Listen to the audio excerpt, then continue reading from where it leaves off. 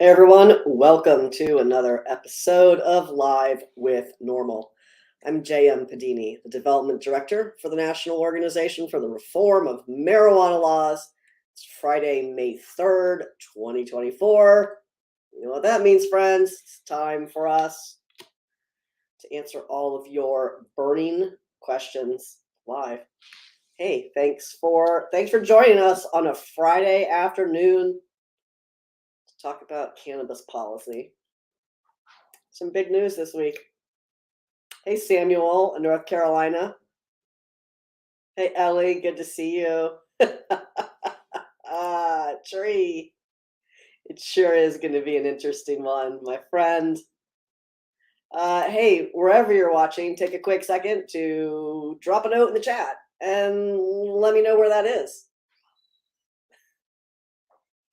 And thanks to everyone on Instagram. While I can't show your comments in this feed, I can read them. So if you have questions, just drop them in the chat there. And hey, while you're there, take a quick second to hit that like, follow, or subscribe button so you never miss when NORML goes live. Hey, TC. Good to see you, friend. Hey, Mopar in Colorado. Hey, Thomas in Vallejo. Hey, Andrea in Raleigh. OZ Gardens, we are definitely going to get to that. Definitely going to get to your question. We're 100% going to talk about the biggest news, the biggest news of the week. All right, we'll just get right into that then. Unless you've been living under a rock, you maybe heard that the DEA affirmed that it's going to agree with the HHS recommendation to move marijuana from Schedule 1 to Schedule 3. Hey, guess what? I have a blog. You can read about that. Shocking. I know. Here it's coming. Here it's coming. Ma'ams, I only saw like the tiniest bit of your comment and I can't wait to read it.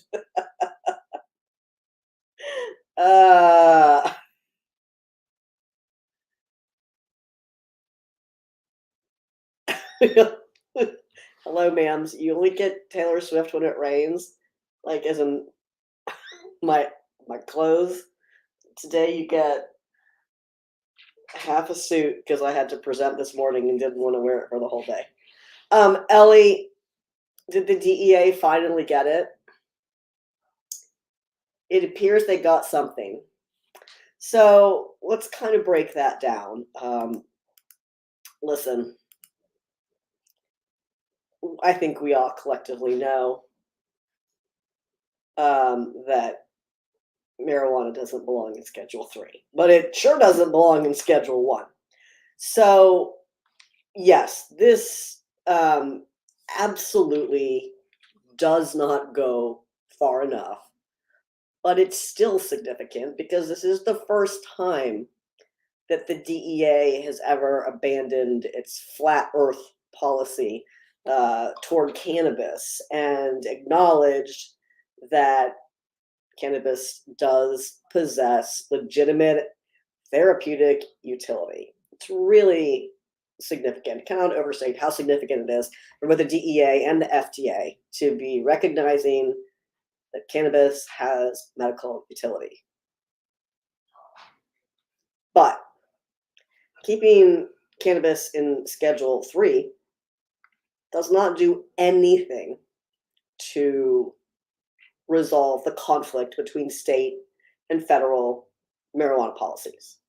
So things that, like adult use and medical regulatory programs that states have that are illegal because marijuana is Schedule 1 at the federal level, it's just as illegal under Schedule 3.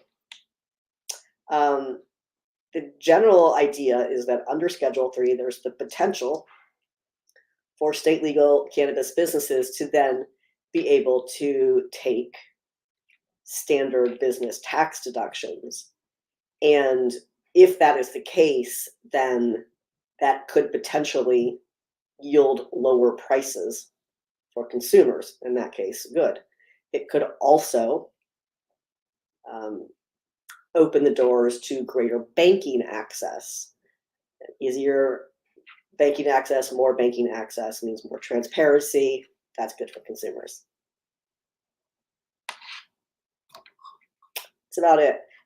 Something that I've been sort of chuckling with my normal colleagues about all week is how many journalists, for those of you watching, please feel free to drop this in the chat and answer it. How many journalists are just repeating the idea that moving cannabis to Schedule 3 is going to facilitate research? So go ahead. Let me know how you think that's going to happen. Ooh, yeah, no. While we wait for that, I'm gonna have to block whoever that is. Hey Kevin, I see your question about what I lovingly refer to as cow. We're gonna get to that. Ras on Instagram says nobody is gonna lower prices. That's anti-American. And while I don't disagree with that capitalist sentiment, I think that it's gonna depend on the state that you're in. I think that absolutely could occur in some states. Of course, the market's going to tolerate what the market's going to tolerate, and that's largely how these companies set their prices. But it could, you'll notice I said could result in that. Marcus is asking about, on Instagram, you were asking about laws about selling THCA in Florida, and THCA is weed, so that's what I have to say about that. We talked about that last week. We can talk about it again a little bit, but look, that's how THC is present in the plant, and you can slap whatever labels you want on it, but at the end of the day, that's weed. Oz Garden says it seems like a move by the government to make it a corporate thing, pushing out the small guys. I don't think it has. I can see how it looks like that. I think it's just a political move, and it's like let's high five each other because we did a thing. I don't think it does anything for anyone at this point. Hopefully it allows businesses to take tax deductions, but it's also kind of absurd to think that, like, this doesn't mean you're going to go to CVS and get pre-rolls by prescription. The FDA is not in the business of regulating plants. The plant is not a plant product, would not, like the plant itself, would not be able to be replicated in the standard manner which FDA requires in order to approve prescription drugs. So will this present the opportunity for increased pharmaceuticalized cannabinoid products? Maybe, but they can do that already. THC is already available by prescription. The generic name is dronabinol. The brand name is Marinol or Syndros. It's been available for a long time. It's Schedule 3. It's not very well tolerated by patients because it's just THC. And Epidiolex is plant-derived CBD, and that's been descheduled. So what did you miss, the gearhead? We're talking about rescheduling. Hey, Eastside Willie asked, will this shut down dispensaries? No. Making pharmacies sell cannabis? Yeah, no, it won't. Laurel suggests that one might use the incredibly long CVS receipts for rolling papers. I appreciate your comedy on that, but also please no one smoke CVS receipts. That's gross. Reed on Instagram was asking about any insights into medical prescription and employment testing. Do you mean because of Schedule 3? I don't think that'll have any impact on state employment protection laws. Or do you mean about a specific state? Hey, Woodyard, good to see you. Mopar, you're asking about having your CDL. And so we did talk a little bit about this yesterday at NORML. The hope is that, so as you well know, we've been very vocal in recent months about the need for DOJ to amend this mandated drug testing specific to marijuana for CDL holders. And truckers, in fact, they are exiting the industry in epic proportions. Of the very high number of truckers who have failed these mandated drug tests, about 70% of them are not returning to that industry. So that's causing supply chain issues. DOJ amending these regulations would help resolve some of that, and hopefully, if cannabis does move to Schedule 3, that may incentivize or encourage DOJ to amend those rules. So yes, James is correct. Yes, James, we do need descheduling. And so while we can all say, yay, you're doing something, you can't let off the pressure. And I think that was the fear for a lot of people who thought that a move to Schedule 3 would then have lawmakers go, well, we did a thing, and so we don't have to do anything else. You have to keep the pressure on. You have to keep the pressure on. And, I think that while we're talking about how significant this is, it's particularly notable that our political opponents are also touting the significance of this potential policy change, and they are vowing to take whatever steps necessary, including litigation, and they're publicizing this, that they intend to oppose the Attorney General's decision in the rulemaking process and to challenge any final rescheduling decision in court. And they're fundraising around it. Oh, that's so cute. Well, guess what? We're fundraising around that too. So make sure you chip in to the Federal Cannabis Action Fund. It is in the blog link that I sent. I posted in the chat. I'm going to post it in Instagram as well, even though it doesn't work quite as well there.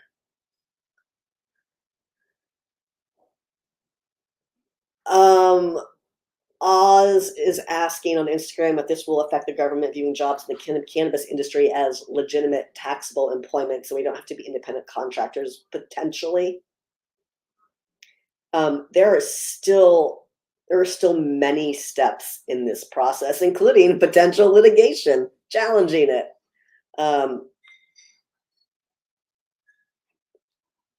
Uncharted territory here, friends. Reed, thank you for clarifying. You were asking about employment testing in legal states that currently still discriminate because of federal guidelines. So if a state does not explicitly codify employment protections for cannabis consumers, and of course, businesses are still going to discriminate in those states. More and more states are moving to do that. For example, on July 1st in Virginia, the existing employment protections law will be expanded to include public employees. They were inadvertently excluded. Virginia does not have protections for pre-employment drug screening, only for existing employees, but many states have in recent years adopted policies to restrict or prohibit both discrimination for lawful consumption and pre-employment drug screening. And hopefully a move to Schedule 3 will encourage more states to adopt similar policies. But don't forget, Reed, elections have consequences.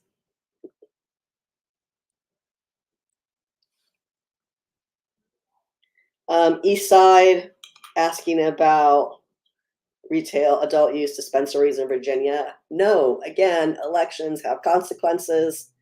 And we had a terrible combination, perfect storm of garbage, if you will, this year, where we had a governor who hates cannabis and didn't want to do anything, instead likes, guess he likes drug dealers. Guess that's his preference. And he vetoed the bill. My understanding is that the administration was in fact willing to amend the bill that was put on their desk to something a little bit more palatable, and there just didn't seem to be an agreement on making that happen. So plenty of blame to go around. All right. Yes, Rebecca, Schedule 1 to Schedule 3 is the proposal at this time. Andrea, I'm going to show your comment. I'm also going to click a bunch of links like I know what I'm doing. We have an action alert for descheduling, and let me get that for you. There we go. So to Andrea's point about keeping the pressure on, we have to do that. Not only do we need to make sure we have the resources to continue providing a voice for responsible consumers, but we also need to make sure consumers have a way to tell their lawmakers, this isn't enough, thank you, but not enough. More, please. And we do give you those tools. You can go to our ACT page. That's normal.org/ACT. For those of you watching on Instagram, normal.org/ACT. And you can click the first federal action link, tell the White House and Congress to support descheduling. Over 14,000 letters have been sent so far through NORML's platform. Please keep sending them. Hey, Steve, what's up?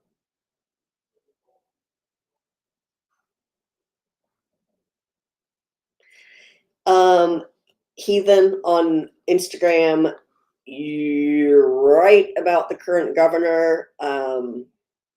Fortunately, he won't be back after his last year, at least not for 4 more years.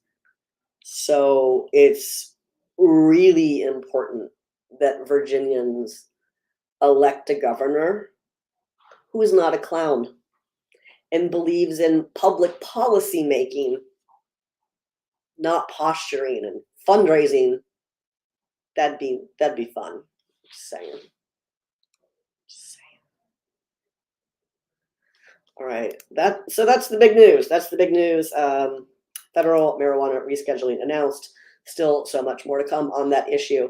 And as someone mentioned earlier, yes, the Cannabis Administration and Opportunity Act was reintroduced by Senate Majority Leader Chuck Schumer, Senate Finance Committee Chair Ron Wyden, Senator Cory Booker. They reintroduced the Cannabis Administration and Opportunity Act. Sometimes you'll hear people refer to this as CAOA. It's comprehensive legislation that would end federal cannabis prohibition by, that's right, removing it entirely from the Federal Controlled Substances Act. And it would also empower states to create their own cannabis laws, ensure that there are federal regulations in place to protect public health and safety, while also prioritizing restorative and economic justice. I could probably just share that with you. Probably could have pasted that a long time ago, but I didn't.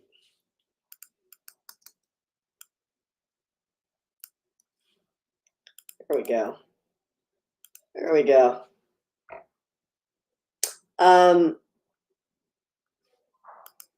Kurt asks, if cannabis moves to Schedule 3, will employers still be able to fire people if they have a prescription? So even if marijuana is rescheduled to Schedule 3, that will not in and of itself make it available by prescription. It'll still be exactly the way it is right now, where patients get a certification or an authorization. It might encourage more states to enact employment protection policies, but it won't do anything unilaterally to change that. You're welcome, Laurel. I'm glad you enjoyed that comment.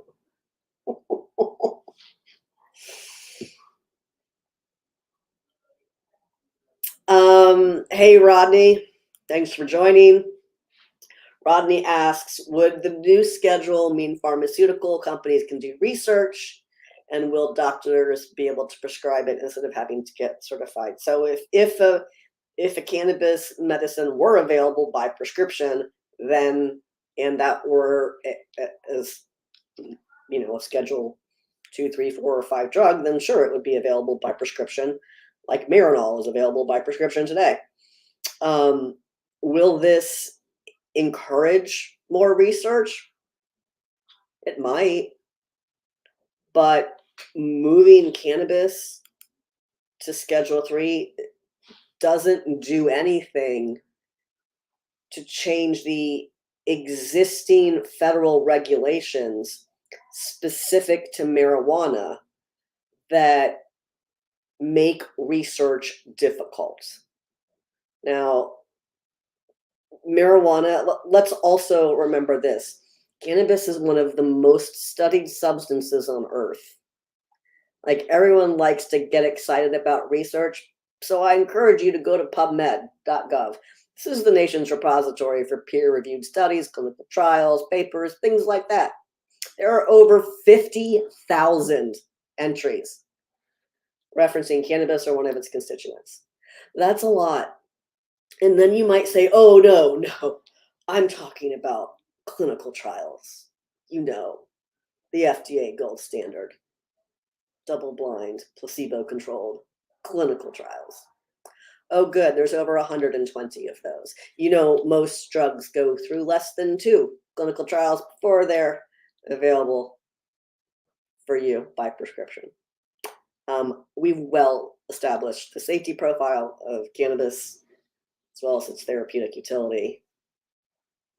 But will this encourage or incentivize like R&D type research? Yeah, for product development, maybe. But look, we've got to see how FDA is going to respond, and they're not going to be regulating pre-rolls.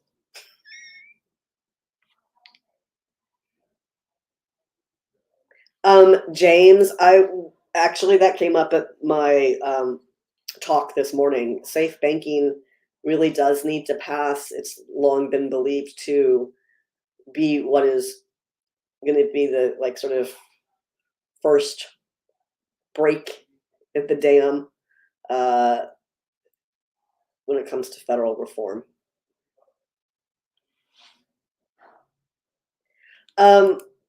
Rodney, I don't think patients like Marinol, honestly, and it's just 100% pure synthetic THC.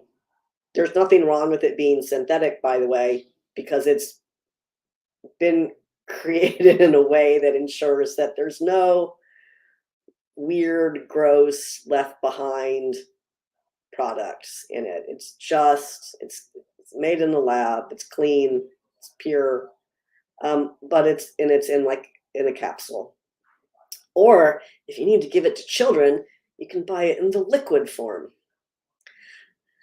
But The thing is it's just THC, and that's not really well tolerated by people. They generally want other cannabinoids along with it. I think we all understand the trope of paranoia, and that's what a lot of patients experience with Marinol because it's just THC and nothing else. So, it's still it's Schedule 3. Its indications are nausea, cachexia, and wasting syndrome. And if you're facing those really severe situations, you honestly might not care about being paranoid, or maybe you acclimate to it. I mean, look, we'll see what happens, but we should all be so fortunate one day is to have the luxury of choosing between, um, you know, craft cannabis at the boutique dispensary and Marlboro Greens at the big box store and pharmaceuticalized cannabinoids at CVS. I think there'll be room for everyone and everything in in this space when cannabis is federally descheduled and commodified like everything else.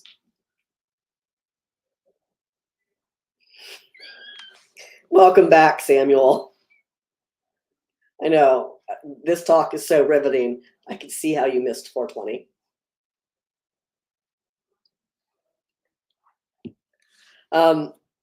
So those are some big things that came out. But before the DEA announcement went and screwed up everyone's week, we reported on something that didn't get, I think, as much airtime as it should have.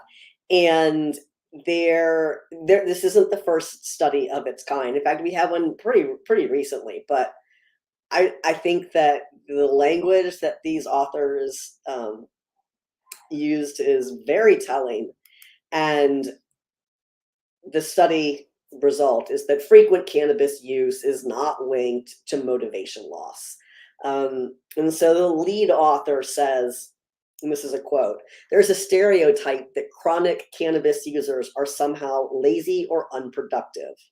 We found that's not the case. Our data suggests that you can be hardworking, motivated, and a chronic cannabis user at the same time." There was some other language in here that I'm going to open it because there was some other language that I found sort of entertaining. Yes, this is some more comments from the study, and a quote. This is a quote.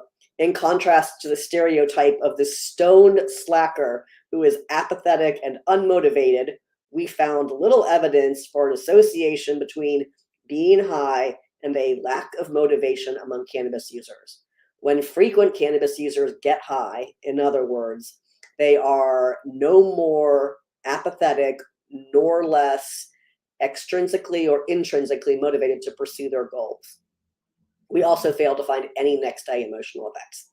So I thought that was a very telling study. It's like a huge debunking by these researchers affiliated with University of Toronto, who assessed a cohort of 260 frequent cannabis consumers 5 times per day over a 7-day period. I thought that was really interesting, and this is talking about so-called amotivational syndrome. There's a senator here in Virginia who loves to talk about this, and he'll say, I have to cringe while I say this word, he'll say, well, because he buys wholeheartedly into this stereotype trope, and he'll say, well, what I want is for them to tell me what strains make people hard workers. Bill, I don't think you need a specific chemovar. I think that you just might not know people who are productive. I don't know, my dude. Like, if the one guy who smokes weed is a slacker, then like that's on him. Hey, Ryan. Samuel. Samuel is going to be my producer today because Christopher's not here. Yeah, then the Nixon era lies are coming to the surface, but no more so than when those tapes surfaced.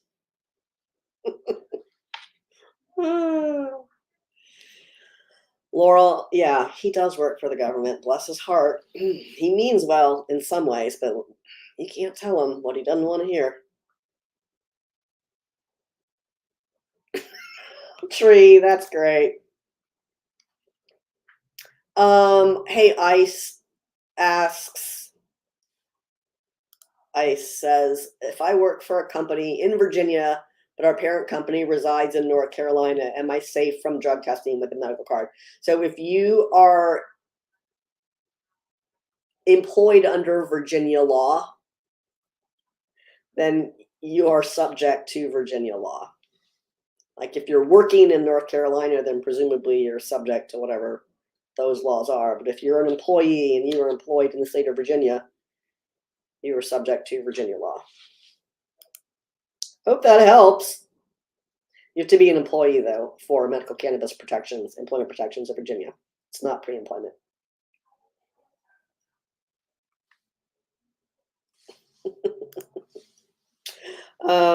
So, hey, share that study far and wide with your favorite senator who thinks that people who use cannabis are not motivated enough. Another, if you, first of all, I love that you like hearing me tell you about these studies. That makes my Friday. But you can also get these all in your inbox every week. You can get them on Thursday and on Saturday. On Thursdays is when News of the Week comes out at about 4:20 because we're funny. And Saturday mornings, the Weekend Weed Read comes out about 9 a.m. These are Eastern times. And you can get them all in your inbox by going to norml.org/subscribe. How about I post that link for you? If you're on Instagram, you can find the link on NORML's profile, or just go to norml.org, norml.org/subscribe. Make sure you check the Weekend Weed Read box so you get that automatically delivered.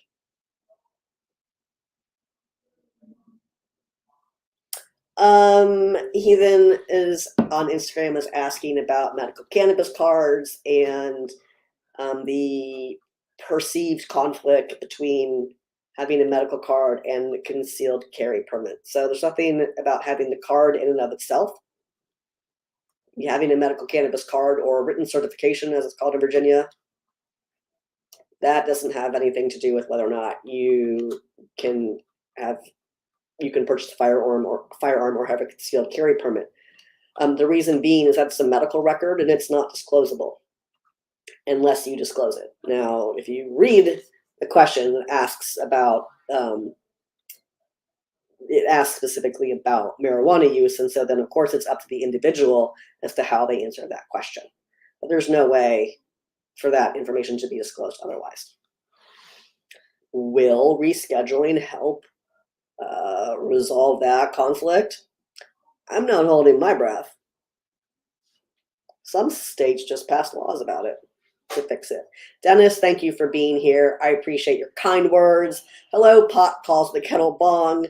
And hey, Skyline, haven't seen you in a minute. Welcome back, friend.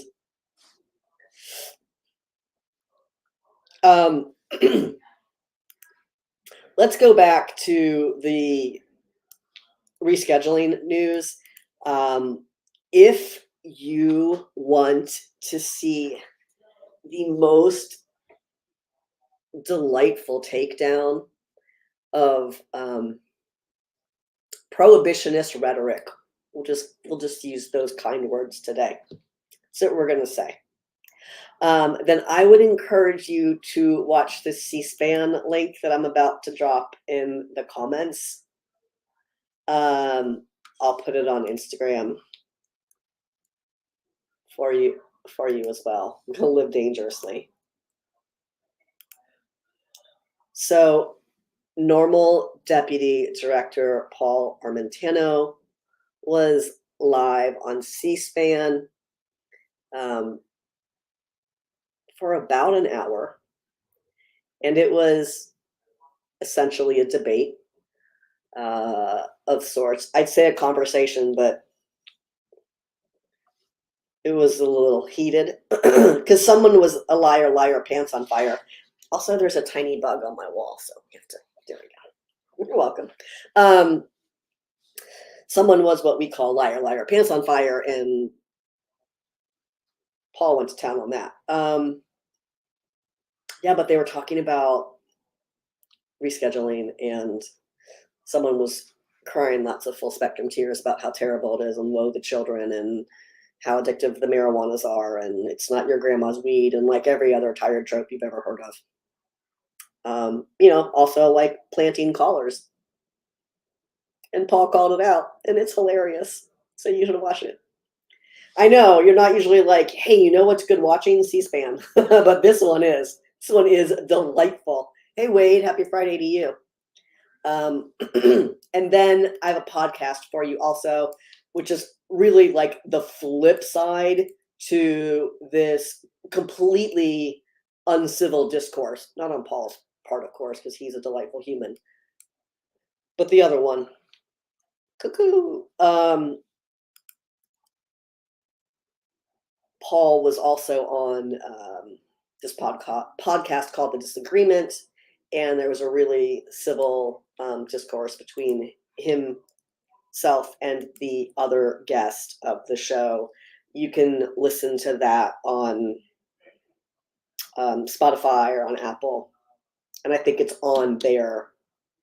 I think it's available on their website now as well. The podcast is called The Disagreement. We'll have these on NORML socials next week.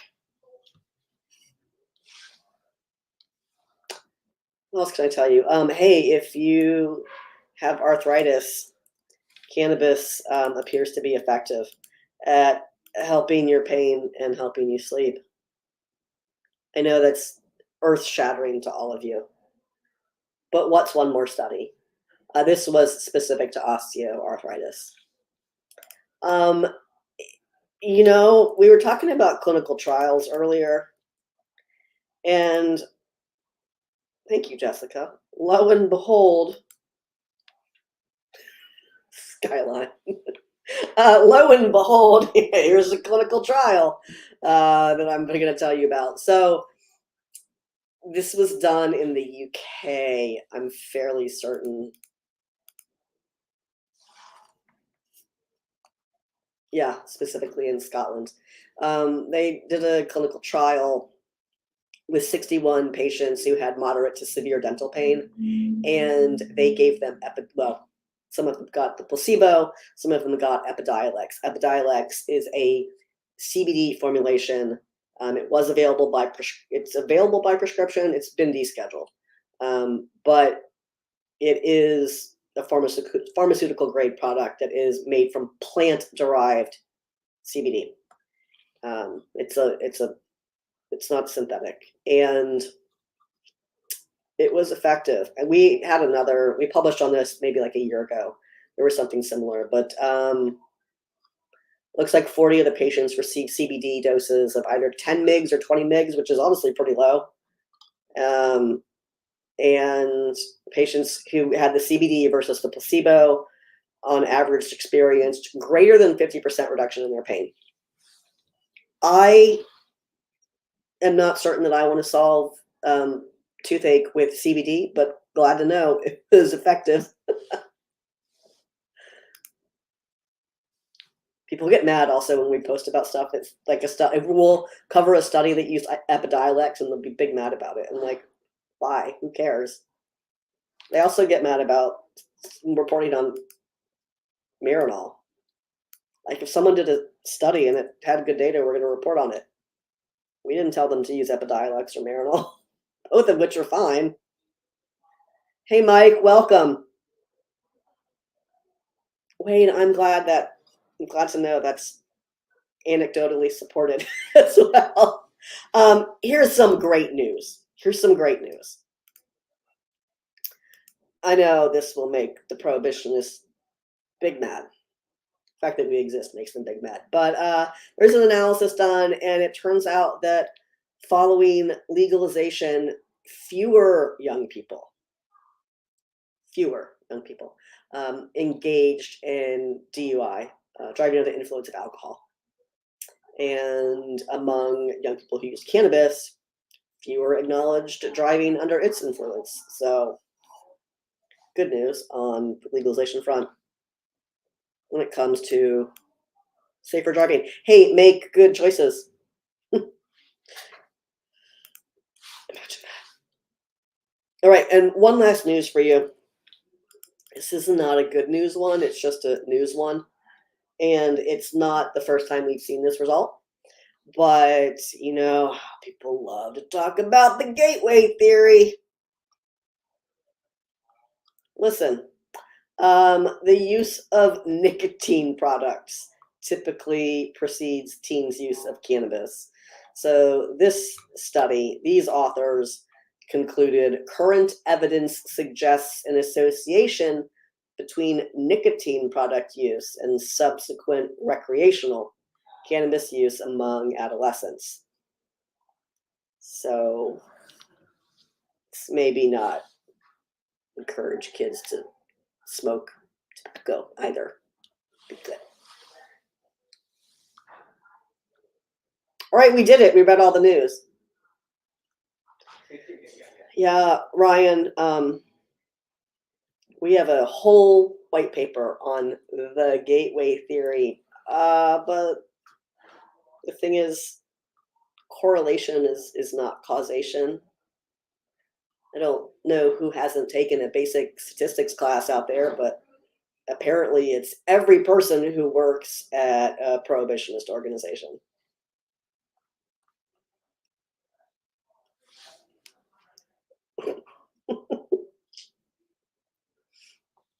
Yes. Yes. Oh, well, Wade, one of the craziest of the crazies posted a big shouty, all caps about addiction, about cannabis being addictive at a senator this week. She's shouting. This is so angry. All caps.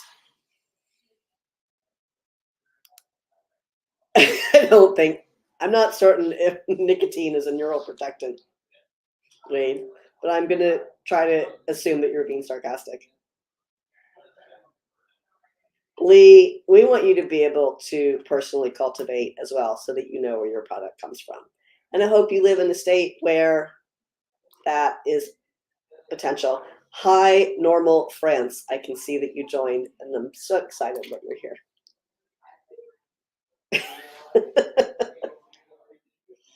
Yes, Ryan, they do like to pick and choose. Cherry picking is a fantastic pastime. What if we did that? That'd be something. Oh, thank you, Joshua, for explaining about nicotinic acid.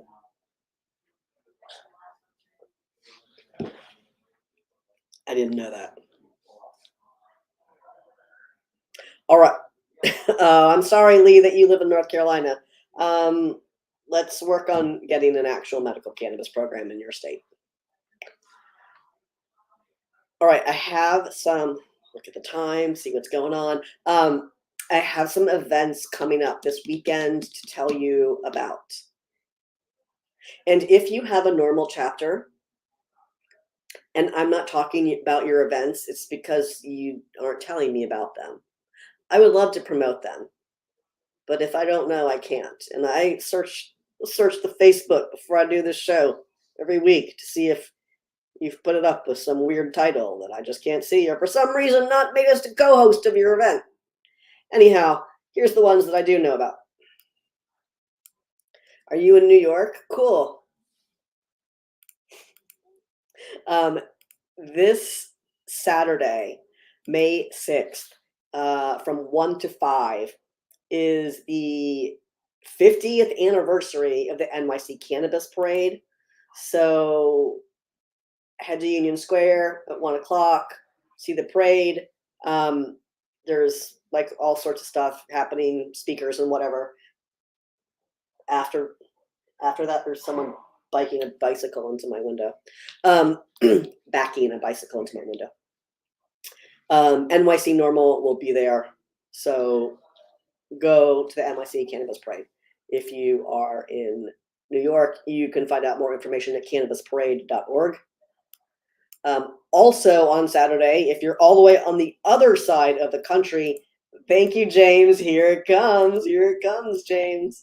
California NORML's Lobby Day is May 6th at the Capitol Event Center in Sacramento. You do need to register in advance. Did I say Saturday? I'm making days up. You know what? Tomorrow's the 4th, not. Look, disregard everything I said about pretending like things were happening on Saturday, because May 6th is not a Saturday. Let's rewind. What day of the week is May 6th? I don't know, because my calendar is still on April. Real helpful, JM. Thursday. Nope, that's June. Monday, May 6th. Good job. We all did it. Now I've got to look grade one. I'm worried that day, did I have the day wrong? Let's just start over. All of it.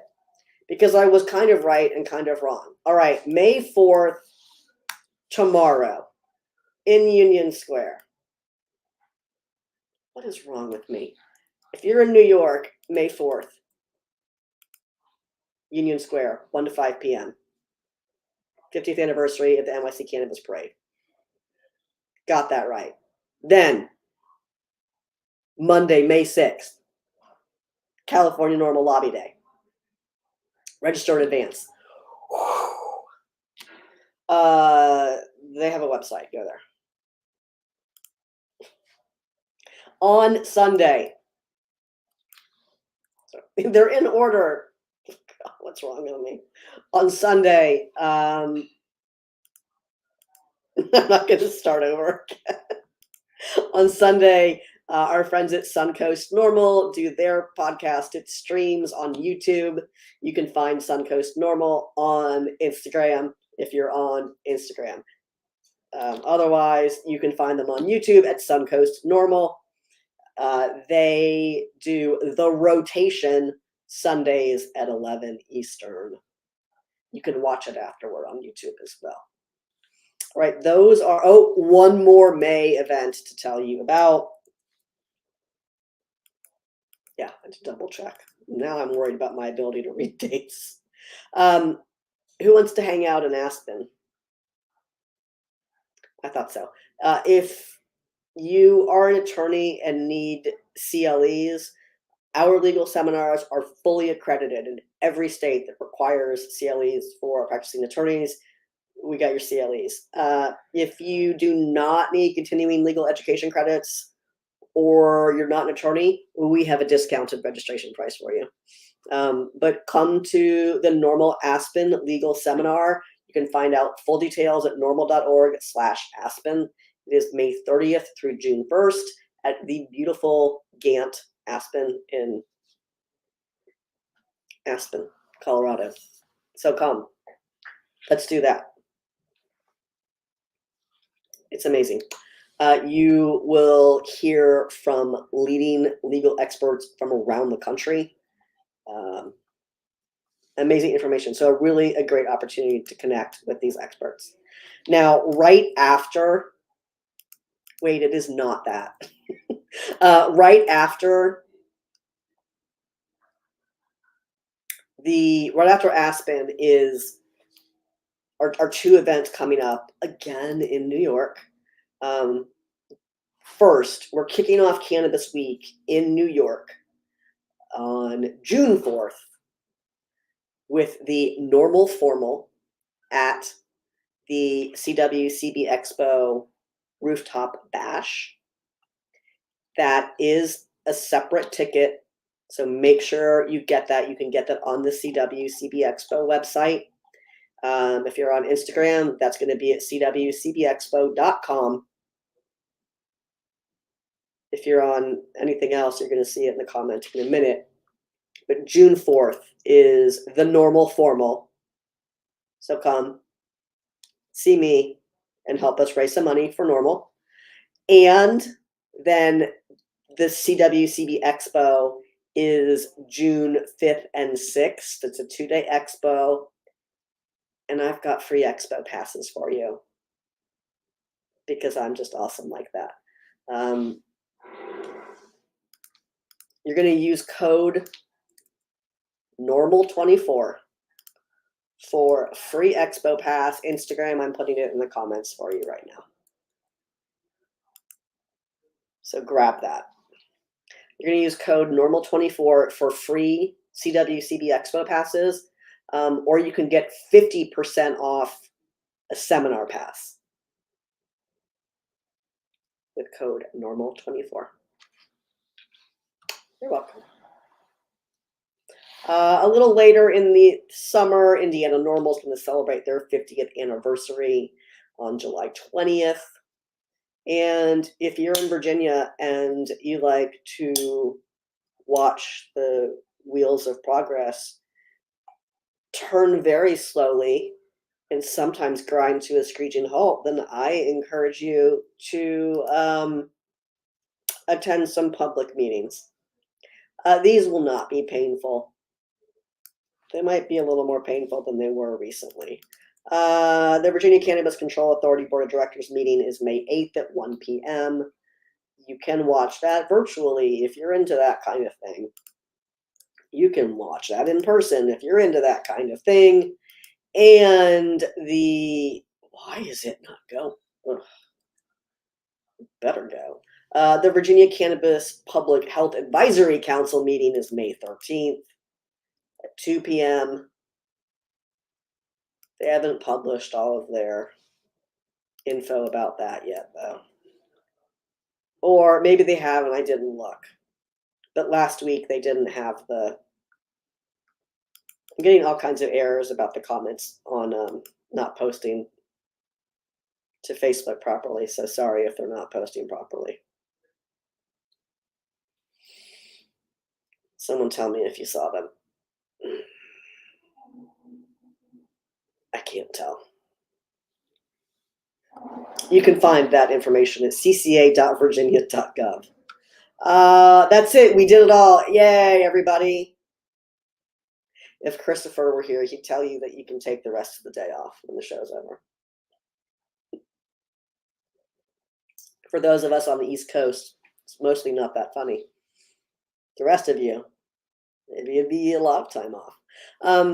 Make sure you hit that like, follow, or subscribe button so you never miss when NORML goes live. We try to do it every week. Hey, great news. If you tried to shop the NORML store recently, it might have been a little weird. But we fixed it. We fixed all the things, and I'm so excited about that because I haven't been publishing anything about the NORML store. You can find it at store.norml.org. It's all fixed. It all works. If you have an order and you're like, where's my order? You can just email me at orders@norml.org and I will find out for you. But the store is fixed. You're welcome, Mike.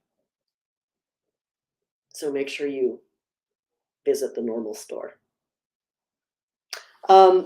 Wow. Well, I am surprised that this went as quickly as it did, given that we had to talk about the huge DEA announcement. If you're joining us on Instagram and you're like, oh no, it's over. It is, but you can watch this. It'll be archived on our YouTube and on our Facebook. So pop over there. You can listen to hours of this because we've been doing this show for years. I can't believe I said that. Look, Wade, I think that's I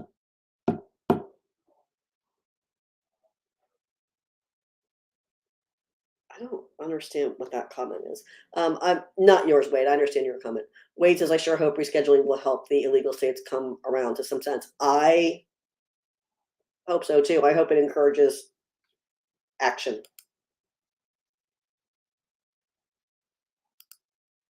Okay, Santa Fe, I had to read your comment a few times because I was trying to read and I couldn't read them all at the same time. Yeah, you either care about personal and public safety or you don't. Can't really achieve that goal through prohibition, now can you? Awesome. Well, hey everyone, this has been a blast. I hope you have a super awesome weekend. I hope that those of you who are in New York are headed to the cannabis parade. Make sure you say hi to NYC Normal there. And if you're in California, I hope you're headed to Lobby Day on Monday, May 6th. God, I hope that was the right day. Oh, good grief. All right. Hey, as always, thanks so much for watching. Have a great weekend, and I'll see you back here next time. Bye